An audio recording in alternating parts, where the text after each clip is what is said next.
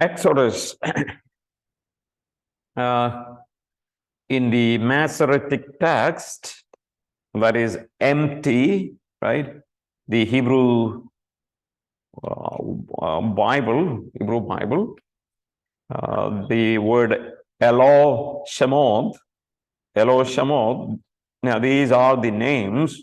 That's how Exodus begins, right? That's how Exodus begins. So how did we get the word Exodus for this book? It is actually came from the Septuagint, right? In Septuagint, you have that Greek word is used there, Exodus. And of course, when it came to Vulgate, they used Liber Exodus, the book of Exodus. So now you have in your Bible the book of Exodus. In a sense, you can say that it has come from Vulgate. Purpose. What is the purpose of Exodus? To show how God was partially fulfilling, key terms, partially fulfilling the Abrahamic covenant by making Israel a kingdom of priests and a holy nation through the Mosaic covenant. So we are going to look at some of those aspects. So God is fulfilling. Now in Genesis chapter 12, we know that God called Abraham, and Genesis chapter 15, God made a covenant with Abraham. We saw that one, right? Now, that promise that God has made is being fulfilled partially in Exodus. Theme or motifs, right? Motives. How does God fulfill his covenant? What themes supplement overall purpose? If partial fulfillment of the covenant, then how we need to understand that that is fulfilled partially, the covenant that God made with Abraham. First of all, we have an exodus, right, from the slavery of Egyptians. Second, this book talks about a wandering. It has got purposes. It is because of the rebelliousness of Israel. And third, there is a Mosaic covenant, right? A covenant that God made with Moses, which is also fulfillment of, partial fulfillment of what God has told to or spoke to Abraham. And then there is a place of worship, which is tabernacle, right? So these are some of the things that is mainly we see in Exodus, right? That fulfill partially what God spoke to Abraham. Date of Exodus, we already discussed, and here are some other way of looking at, and I'm not going to spend, but you can, if you wanted to spend more time in the date of Exodus, please go ahead and look into that. But we already discussed that in the beginning of Pentateuch, right? And I think we will have two verses here, 1 Kings chapter 6, verse 1, and Judges chapter 11. These two verses we have already looked at, right? Maybe we can look at one more time, and how we have a date for the Exodus. Can we look at 1 Kings chapter 6, verse 1?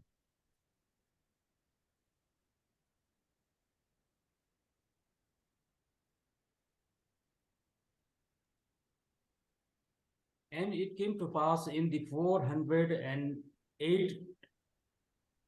year after the children of Israel had come out of the land of Egypt, in the 4th year of Solomon's reign over Israel, in the month of Zib, which is the 2nd month, that he began to build the house of Lord. Right, in the 480th year after Israelites had come out of Egypt, all right, in the 4th year of Solomon's reign. So what you are looking at is it gives you the clue of actually when Exodus began, right? So we have we have a few arguments here. evidence from Egypt. There are few kings' name, right? Amenhotep II was followed by his son Thutmose IV, who was not the eldest son, right? So you see this date, right, which is the possible date of Exodus. So since the eldest son was killed by the death angel, you know the story, what happened, right?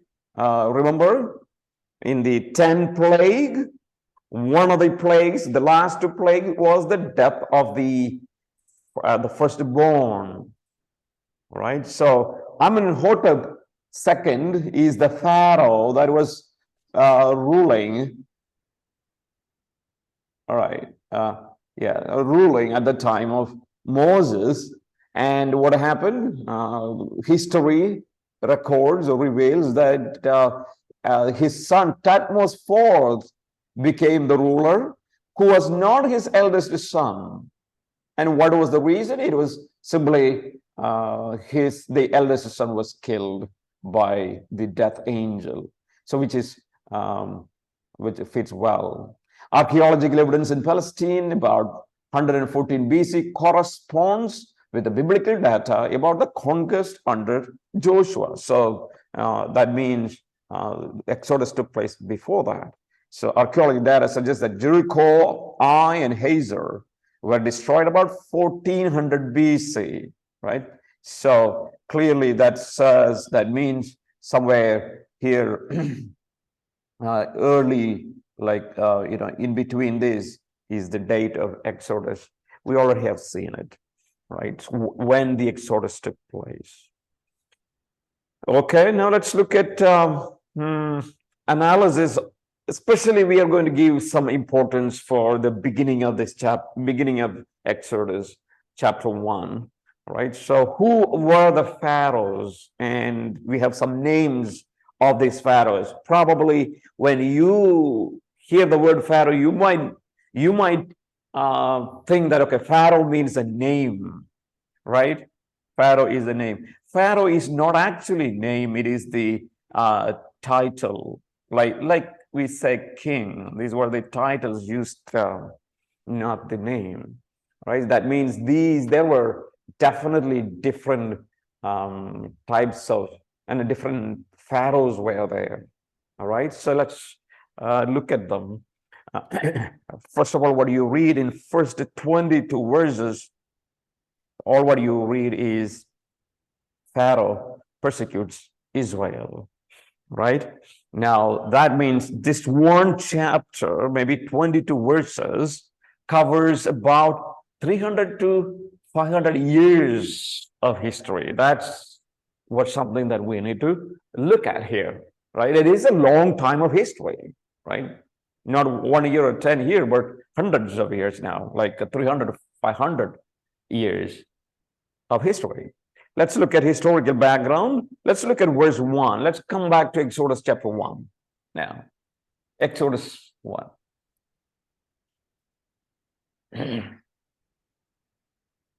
All right, let's look at verse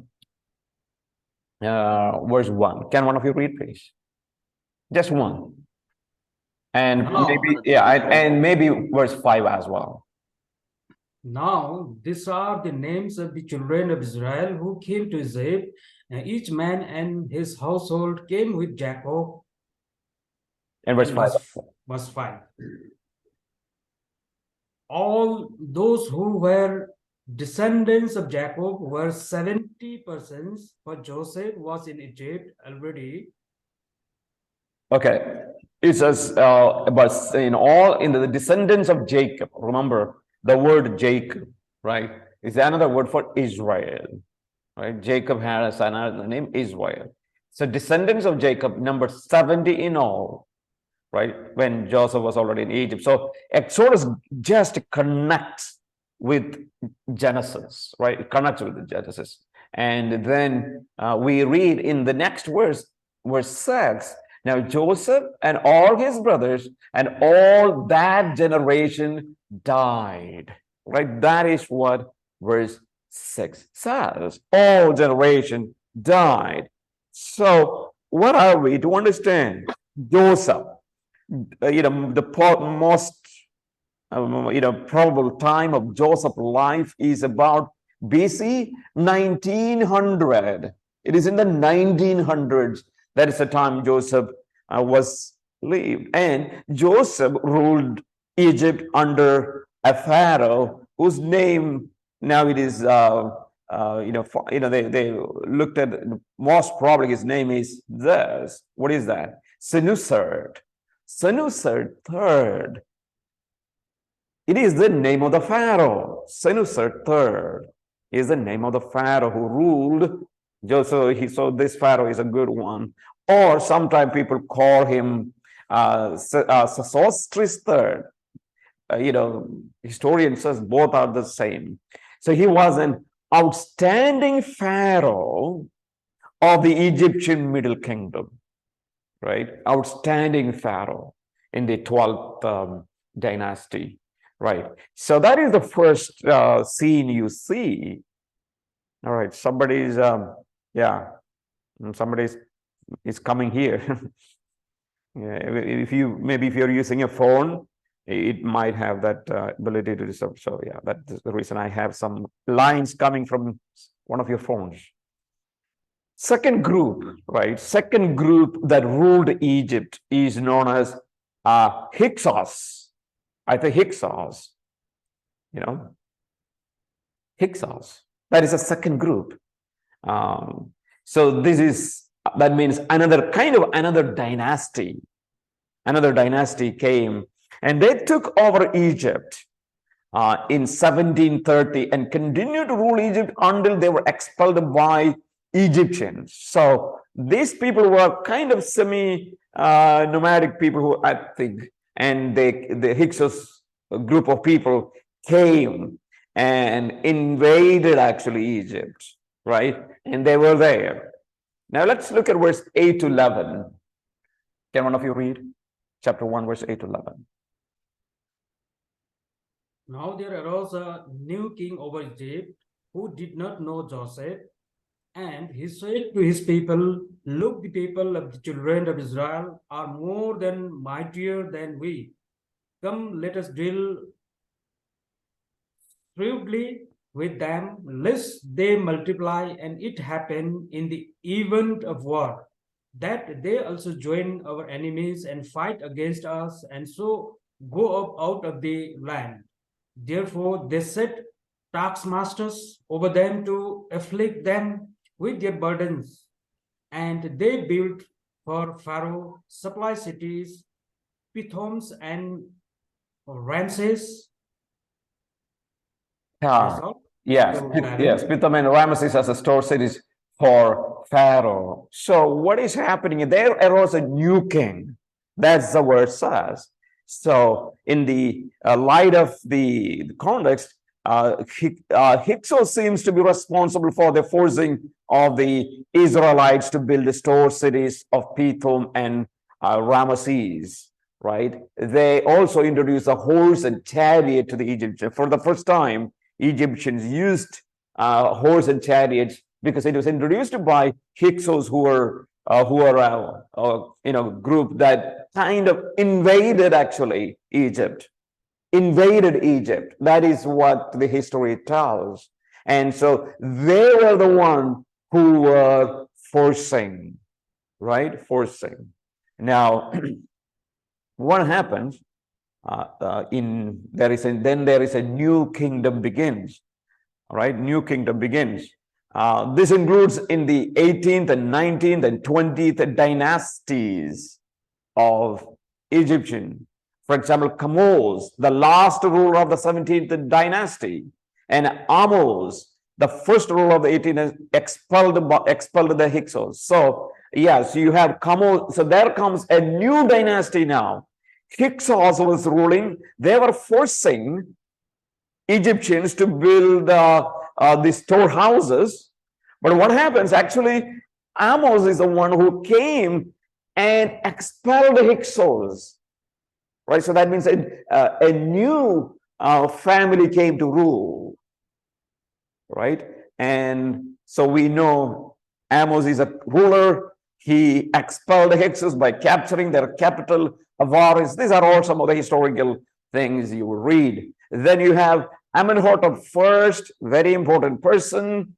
Thutmose second, Thutmose first, another important pharaoh. Amenhotep first, another pharaoh. Aaron was born and Moses was born during this time, during the time of Thutmose. So that means, just imagine when Moses was taken into the palace. When was he taken into the palace? He was taken to the palace in the time of Thutmose first. Then you have Thutmose second, right? Then you have Thutmose third, and the Queen Harsh. Okay, Harsh. I don't know how to pronounce. This is very difficult. Okay, let me try. Okay, Shepsed. Hatshepsut. Horrible to pronounce, actually. All right, so they were ruling, and this was the time Moses was exiled. Remember that Moses was, because of a slaying of another Israelite, he had to go. He was exiled in 1485, right? Then you have another king in Thutmose III. This refers to the years that ruled without the queen. So that means there are time queen was very important for one time in Egyptian history, and he became the pharaoh of the oppression and one of the Egypt's most capable leaders, which was very important. So he was there. So you may not read all the names of these people in the Bible, but if you look back to the history, some of the writers, scholars come up with these names. Okay, who were the pharaohs during this time? And then you have Amenhotep II, right? He was the important person. He was a pharaoh of the Exodus, right? Pharaoh of Exodus, and was very gifted military leader, right? Yeah. So Moses returned to Egypt under his reign in 445 BC, right? So that's the time you see the time of Exodus as well, right? So that is the name of the king, Amenhotep II. So if someone asks the question, who is the king, or who is the pharaoh? When Israel left Egypt, it is going to be Amenhotep II. Amenhotep II. Okay? So that's what we need to understand. As we have read Exodus 1, we saw rapid growth of Jews, right? That's what we saw. And in verse 7, we see something. But the Israelites were fruitful and multiplied greatly and became exceedingly numerous, and the land was filled with them. That is what verse 7 says. So Israelites were filled in Egypt, right? How many came? 70 came. 70 people came. Within 400 years, it is like just lakhs of people. All right, so then we see verse 8 to 11 as we read, enslavement of Jews. Remember verse 8, I already said, then a new king came who did not know Joseph, right? A new king. So this new king who rose up against Egypt was apparently Hyksos, as I said. And verse 9 implies, what is verse 9? Look, he said to his people, the Israelites have become much too numerous for us. So it implies that these were the Hyksos, since Israelites had greater population than them. There were Hyksos invaded actually Egypt, right? They invaded. And God, if you compare this Hyksos group of people and Jewish people were higher in number. higher in number. So verse 11, the Hyksos forced Israelites to build store cities, right? Two cities. One is Pithom and Ramesses. Two cities were built, right? Pithom and Ramesses. Right. Now, then as you go, look at verse 12. Let's read verse 12 now. Can one of you read? But the more they afflicted them, the more they multiplied and grew, and they were in dread of the children of Israel. Yeah, so it says, but the more they were oppressed, but the more they multiplied and spread. Then we read, so the Egyptian came to dread the Israelites. So what should we understand here? This verse seems to indicate that there is a long time period, right? I take it that it is a summation that includes both Hyksos period, that's what the history says, and switch back to Egyptian power that began by Amos 1 in 15 and 17. So that means verse 12, as Moses records this, that is, there is a huge gap. The huge gap actually simply says, yes, one period of ruling is ended and Egyptian took back the power under Amos 1, right? Amos 1 in 1570. This is not the Amos of the Bible, but it's talking about the Pharaoh of Egyptians. And verse 13, 14, let's look at 13 and 14. Can you read? 13 and 14 as well. So the Egyptian made the children of Israel serve with rigor, and they made their lives bitter with hard bondage in mortar, in break, and in all manner of service in the field. All their service in which they made them serve was with rigor. Yes. Okay. So what are we looking at here? Verse 13 and 14 tells us that Egyptians are clearly back in power, right? And that means there is a time period where Hyksos were in power, then Egyptian. So first, yes, you have Pharaoh were in power, then Hyksos came, and then you have Pharaoh again coming back into power, recognizing the threat, as had been the case of those with other Semites, that is Hyksos. The Egyptians do not want to take any chances, so they forced the Israelites to hard labor. It's not only Hyksos, but the Egyptians also forced them. All right. And then verse 15 to 22, we read slaying of young Israelite boys. All right. Let's look at that as well. Can one of you read verse 15 or onwards? Anyone, or shall I? Yes, go ahead. Then the king of Egypt spoke to the Hebrew midwives, of whom the name of one was Sipharah, and the name of the other Puah. And he said, okay, 1 second. All right. So here is the king of Egypt said to Hebrew midwives, whom names were Shiphrah and Puah. Wow. So we have the names of two ladies there. They are the nurses, right? Midwives. All right. Go ahead. and he said, when you do the duties of a midwife for the Hebrew woman, and sit them on the birth stools, if it is a son, then you shall kill him. But if it is a daughter, then she shall live. Okay. 17, Go ahead. 17 also. Mm-hmm. But the midwives feared God and did not do as the king of Egypt commanded them, but saved the male children alive. So the king of Egypt called for the midwives and said to them, why have you done this thing and saved the male children alive?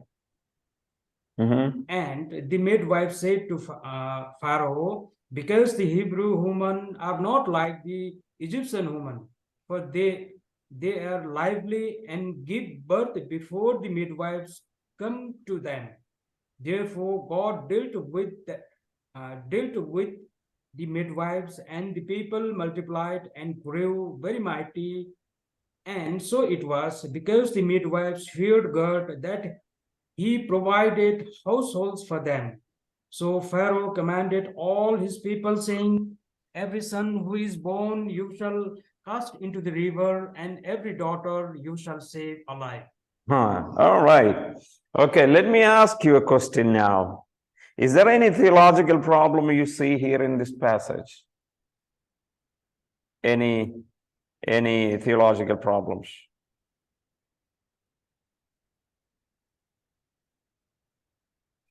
Yeah, any theological problem? Anyone? let me hear your input. What is the theological problem that you find here in this place? Is it that murder is taking place, and number one, and all are made equal, men or women, and is it that problem, Pastor? No, no. Not that one. That's something else. Theological problem. It is a Murder theological problem. destroying God's creation. Well, yeah, of course, if you look at that all, but I'm looking at one issue Okay. that is really debated, highly debated issue. That's what I'm looking at. I mean, everything is connected to theology. Yes, you can connect, but one highly debated issue. It contradicts the plan what God told Abraham, especially the seed of Abraham and the descendants. Contradict, okay. That may not be the case, I think. Wow. No, I'm not looking, that's not the one I'm looking for. I'm looking for something else. So let me, do you see any other problem?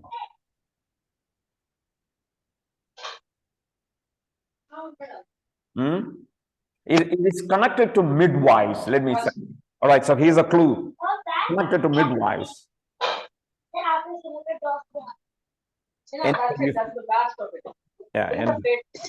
Yeah, if you're not speaking, you can mute your mic. I think the Hebrew women are not like the Egyptian women. Yeah. So anything you see going abnormal here?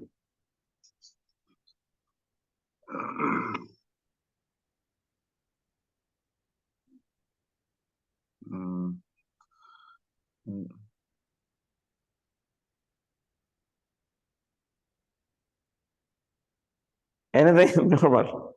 Connected to midwives? No? Is it the midwives lying? Yes. That is what I'm looking. Any problem you find here? Look at the lie. Huh? Did midwives lie?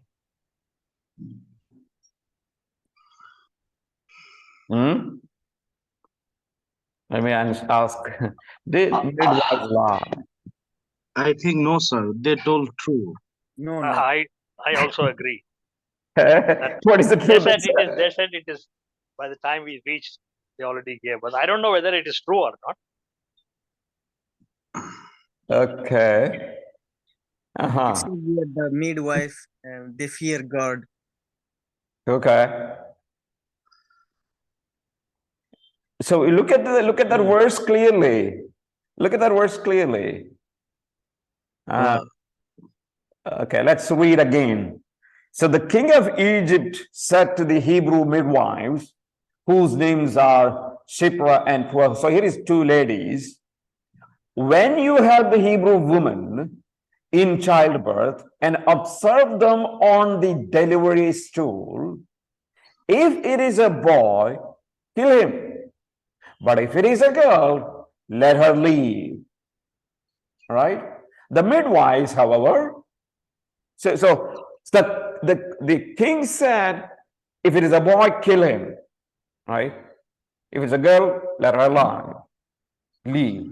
But midwives, however, fear God and did not do what the king of Egypt had told them to do. And what did they do? They let the boys leave. Right. Right? You read that one.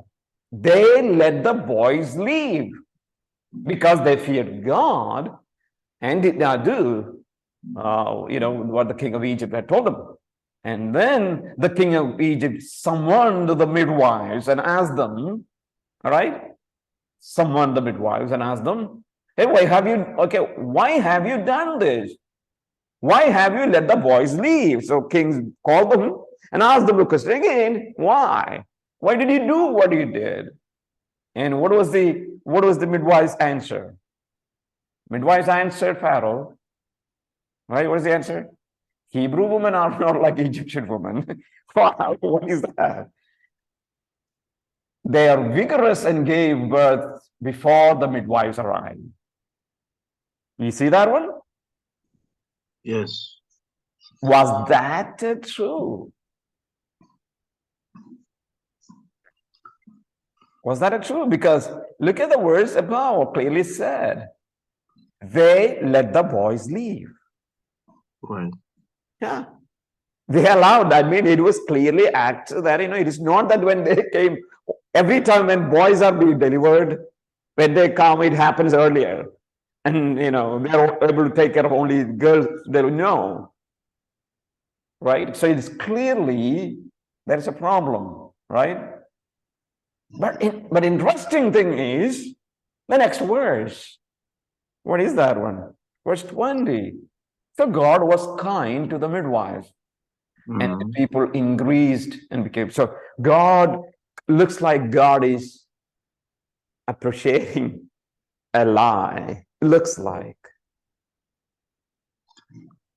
So I think I will give you, I'm not going to explain that one because I think you go ahead and read maybe someplace and find out what do you think about it, right? Did God appreciate a lie?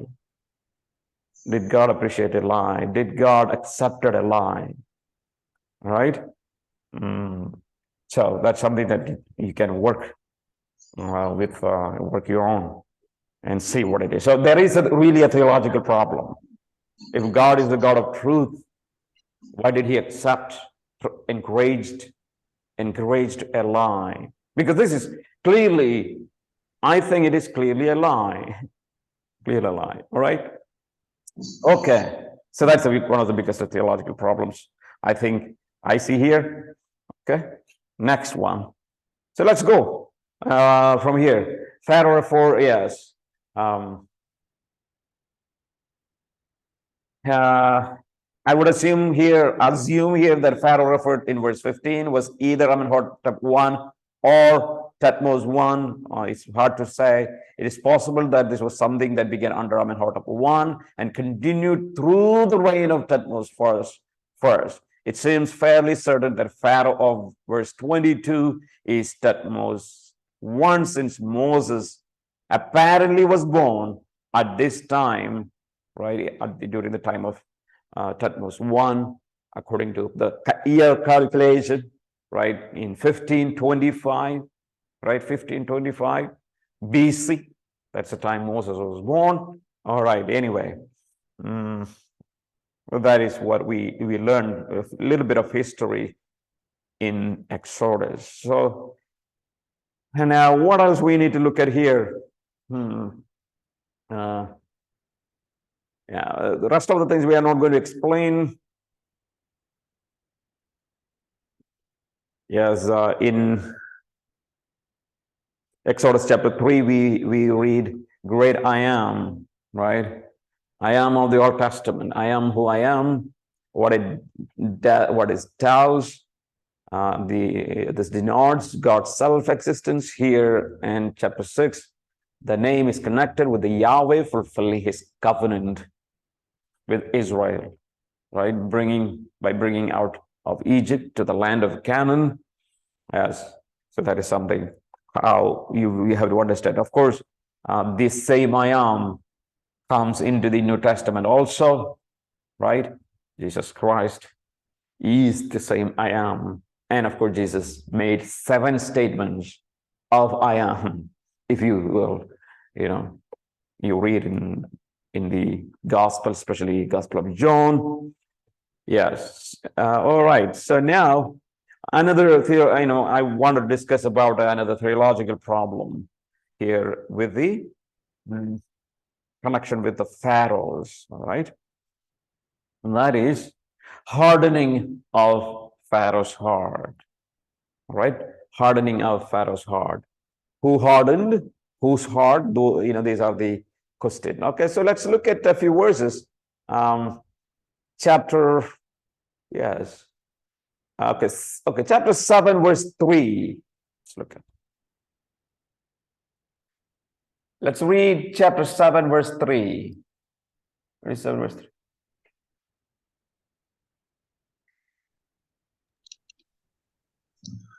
Yes. But I will harden Pharaoh's heart, and thou I multiply my miraculous signs and wonders in Egypt. Okay. So who is hardening the heart? God is doing that. God is hardening the heart. Let's look at chapter 4, verse 21 as well. 4 verse 21. The Lord said to Moses, when you return to Egypt, see that you perform before Pharaoh all the wonders I have given you the power to do, but I will harden his heart so that he will not let the people go.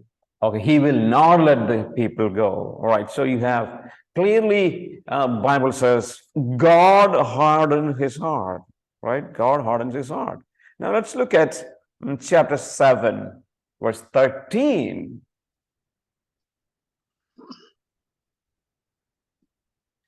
Yet Pharaoh's heart became hard, and he would not listen to them, just as the Lord had said. All right, it says it became, right? It became, 13 says, Pharaoh's heart became hard. All right. What is verse 14? Let's read 14. Then the Lord said to Moses, Pharaoh's heart is unyielding, he refused to let the people go. Let's look at 22.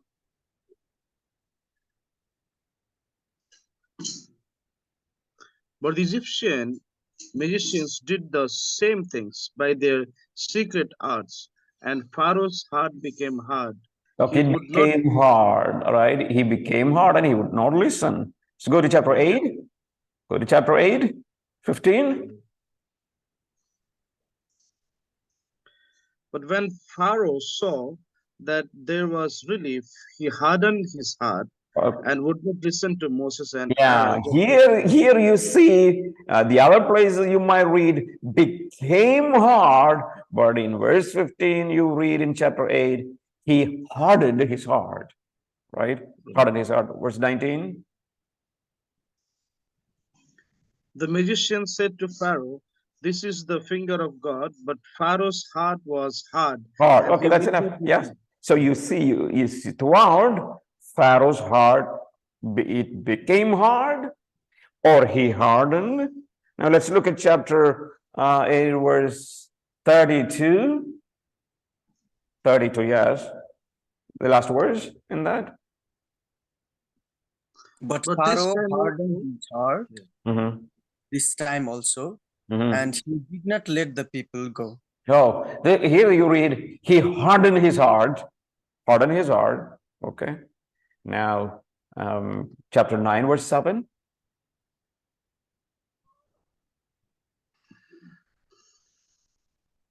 9 verse 7, go ahead. Pharaoh sent men to investigate and found that not even one of the animals of the Israelites had died. At his heart was unyielding, and he would not let the people go. Okay, so let's look at the last one, 9:12. 9:12. But the Lord hardened Pharaoh's heart, and he Okay. would not listen to the Moses and Enough. Aaron. So I have given the references here for how many times this is repeated, right? So the question is, who hardened Pharaoh's heart? Did God harden Pharaoh's heart? Or Pharaoh himself hardened his heart? That would be the question, right? That would be the question. In Hebrew, the word is used lab. Lebab means heart, right? Lab. That's a Hebrew word. It is usually reference to man's intellectual activity, right? And emotional, sometimes volitional, and sometimes it refers to his character. So here's something. Don't be mistaken. Don't be mistaken. For the word heart and the original heart, right? The original heart that we have is you know that all of you have a heart, right? But that heart is a machine kind of thing that pumps blood. That's hard. But that's not the way the word is used in the Bible. In the Bible, the word heart is kind of symbolic in nature. It is symbolic in nature, which represents man's intellectual activity, emotional and volitional, and sometimes it refers to his characteristics. So even in the New Testament, when Bible says, believe in your heart, don't connect that with your physical heart, but rather it goes to your personality, goes to your intellect, your mind, right? It is connected to that one. That is what the heart actually is. So it is primarily volitional decision-making part of man. That is what, not the physical heart. All right. Okay. So please get that one. Now, who hardened the heart? I have given some Hebrew word and explanations here. In chapter 3, we see that, yes, there is a hint that Yahweh was going to harden Pharaoh's heart, right? We read that several times. Yahweh said, I'm going to harden Pharaoh's heart. Yes. And so here are some Hebrew words, explanations are given. If you want to have time, you can just look at how that word is being used. All right. So here is something that I want us to look at. So threefold purpose for the hardening of Pharaoh's heart. Threefold purpose. All right. So why hardening of heart has happened? First of all, Yahweh absolute power, right? Yahweh's absolute power was demonstrated to the Egyptians. Okay, why this hardening of heart has to take place? Why? It is to demonstrate the power of God, right? That is the purpose. Now, there are many times during the plagues, God announced that one, right? So, yes. And another thing, as I said, somewhere here, I think I have given that somewhere here, yes. You see, there are 10 plagues, right? These 10 plagues are connected to 10 gods of Egyptians. Right? They were connected to the 10. Basically, God was telling them, your gods has no power at all, to tell them it is Yahweh who got the power. Right? So understand, first of all, it is to demonstrate God's power to Egyptians. Second purpose of hardening of Pharaoh's heart was to Yahweh's acts would become a memorial for future generations. Yeah, memorial. That's the reason you have now Passover, right? Remember Passover? It's coming. Passover celebration is coming. And that is the remembrance of God's deliverance of Israel out of Egypt. Yes, it is. So the reason why God hardens Pharaoh's heart is that so that Israelites can have, these as God's acts will become a memorial. And finally, it is simply for the glory of Yahweh, why God did, right? So if you ask the question, why God hardened his heart, we have three purposes, right? Now, the question is this: who actually hardened Pharaoh's heart? And that is the question. Now, Yahweh was the ultimate cause of Pharaoh's hardened heart, because Bible clearly says Yahweh hardened Pharaoh's heart. All right, so Yahweh did this, actively did this one. Yes, that's the first observation we get. However, we should not minimize Pharaoh's responsibility in this setting. Now, the problem is, if it was completely done by Pharaoh, done by Yahweh, if it is Yahweh who hardened Pharaoh's heart, then why should you blame Pharaoh? Why should you blame Pharaoh if it was done by God, done by Yahweh, right? So that would be a question. So don't minimize Pharaoh's responsibility in this setting. This is abundantly clear from the passage in all this one. Now, okay, forget about Hamilton. All right. So how are we going to explain God hardening Pharaoh's heart and Pharaoh being held accountable for his sinful actions? That is the a theological problem again. How are we going to explain? Okay, who hardens Pharaoh's heart? God, Yahweh did.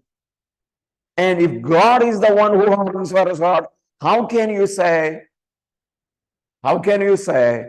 that if God is hardened, how can you say that Pharaoh is responsible for his action? How can God hold Pharaoh responsible? So in the final analysis, there are only two ways that God could have hardened Pharaoh's heart: actively and passively. This is something I think somewhere we have discussed. If not, we will discuss in detail in our systematic theology. All right, now let's look at two ways God hardens.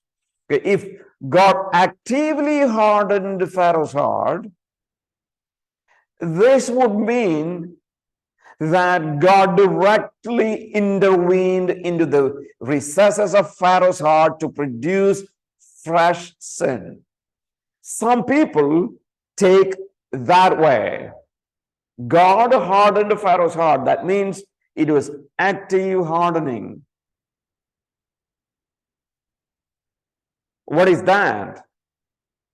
It is simply that yes, God is producing fresh sin in his heart. Undoubtedly, this would guarantee that Pharaoh did exactly God wanted. Yeah. However, the problem would be is that God would be the author of Pharaoh's sinful activities. If God was producing fresh sin in Pharaoh's heart, then God would be the author of Pharaoh's sin. And God cannot be. God will not be, right? And so, then how should we understand this? So that means we need to go to the second way of explaining Pharaoh's hardening. That is, God hardened Pharaoh passively. Passively.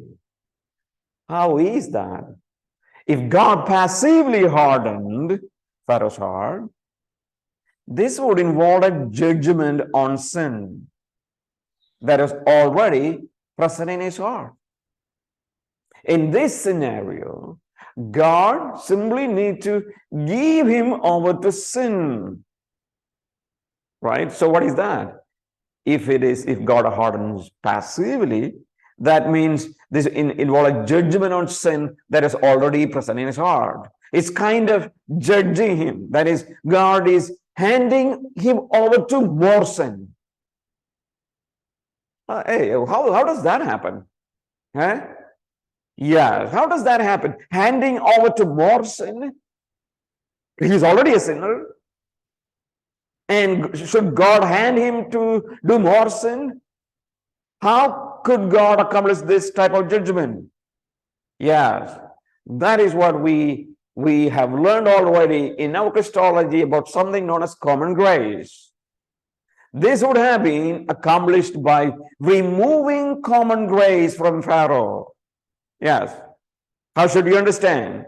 Remember, all human beings, let's take human being, right? All of them. Everyone has grace, right? All human being has got grace. And we know that basis of common grace is the death of Christ. That's I have already discussed in Christology, right? All the grace, the fountain of grace, the source of grace, the resource of grace, everything is the death of Christ. Because according to the Bible, no human has got any right, no right to live on this earth. None. No right at all, according to the Bible. So how people are alive? It is known as common grace. God gives grace to all the people. That means Bible talks about two types of grace. Number one, common grace. The other one is efficacious grace. Right? Efficacious grace. What is the common grace and efficacious grace? What is the difference? Efficacious grace is related to salvation. Right? Salvation. In calling us to salvation. God, Father draws people to Christ, right? Through efficacious grace. So that is connected to salvation. But common grace means it's a grace given to all the people, which doesn't result in salvation, but it does many, many things. For example, through common grace, God gives food for all people. Right? People have the food. People have water to drink, and clothes to wear. Yeah, clothes to wear. And a place to live, a house to live. Right? Facilities. Right? All the good things, roads, everything. Right? Plans, everything is part of common grace. It is God given. Right? And along with that, there is one thing more that is connected to sin. What is that? What is that? Common grace connected to sin. Yes, it is the restraining power. Restraining power. Yes, God, through the Holy Spirit, restrains the sin. Which means what? Yes, it simply means any unbeliever has the capacity to commit the worst crime.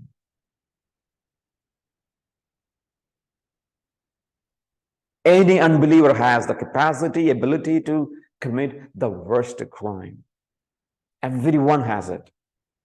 Everyone can become a Bin Laden. Everyone can become a Hitler. Everyone within them that has got the capacity. Now you would ask the question, why they don't do? Why not? Why then if everyone has the capacity? Yes, the reason is God by his common grace, he restrains them. Right? That is the reason this morning your neighbor doesn't come and stab you with a knife.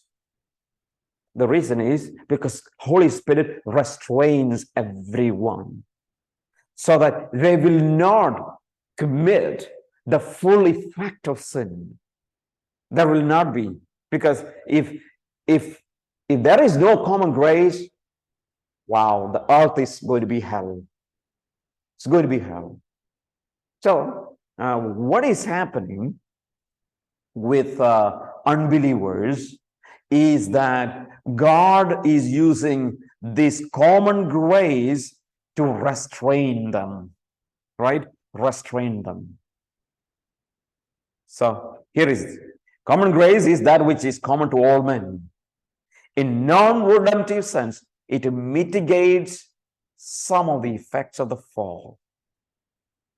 It is accomplished through the work of the Holy Spirit in sustaining the universe, enabling man to accomplish civic good, yes, remember, relative good, civic good, and restraining full force of sin. That is what common grace.